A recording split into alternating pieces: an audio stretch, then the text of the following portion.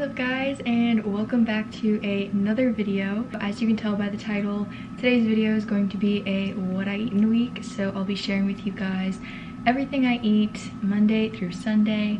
So you know the drill. Grab a snack, grab some food, get some water. If you're new here, hi, my name is Zoe.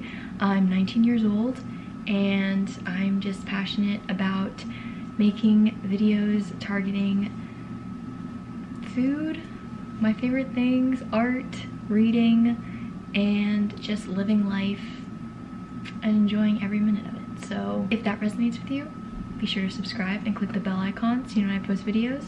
But yeah, other than that, we'll just like hop right into the video. So let's get into it.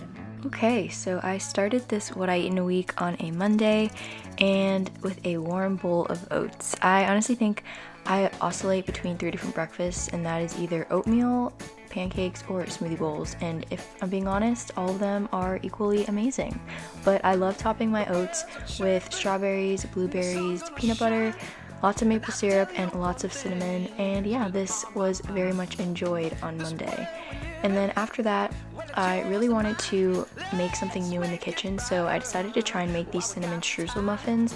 If you're familiar with my original banana bread muffin recipe, this is kind of like inspired by it because it has like mainly a similar base, except I added a bit more cinnamon, and I made a streusel topping with some coconut oil, coconut sugar, and some cinnamon. And if I'm being honest, they came out really good. Highly recommend. I really wanted to try and make them because my family's been loving everything cinnamon lately, so I decided to try and make a vegan version of the muffins my mom has been making like for literally the past month. So yeah, don't mind me dancing. It's fun to have a dance party when you're waiting for muffins. But yeah, overall the muffins came out really good, so I hope you try them. You think about the way you talk to yourself. If I told you, okay.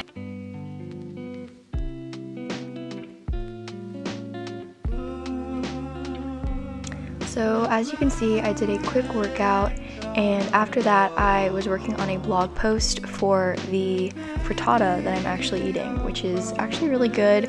I'm usually not an egg person, but I made a frittata just out of, I don't know why, and it actually came out really good, so I decided to share the recipe. And then I made this soup with bread and brownies. You know the deal. The soup recipe is going to be later in this video. But moving on to Tuesday, as you can see, I'm making pancakes, and these are honestly my favorite pancakes ever.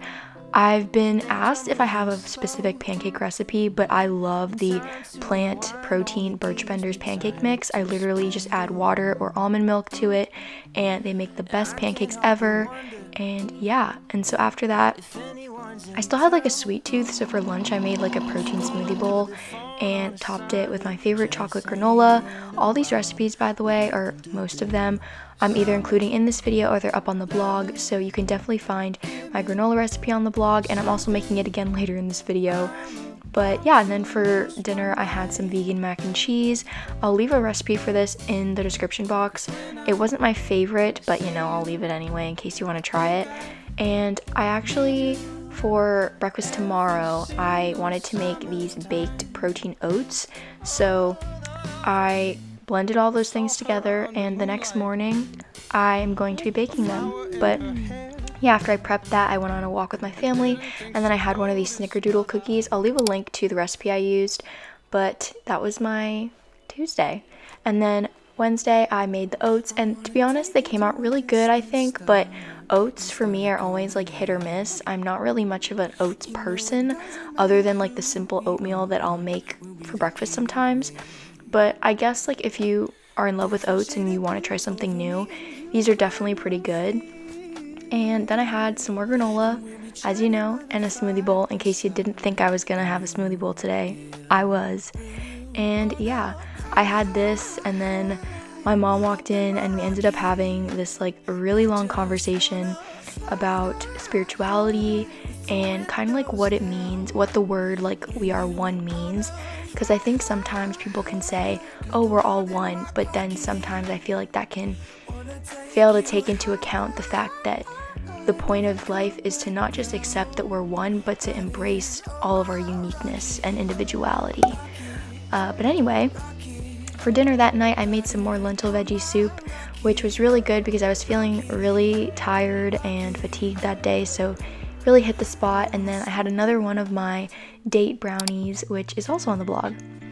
So getting to Thursday, we had another smoothie bowl, and then for lunch I had some more soup, and I wanted to try and make carrot cake, but I didn't have all the ingredients, so I thought to make a raw version. So I got that recipe from Minimalist Baker, and then I made some General Tso's tofu, which, guys, this was amazing. I've never done this before with tofu, but I started tearing it instead of like cutting it into regular cubes, and it gave it such a much better texture.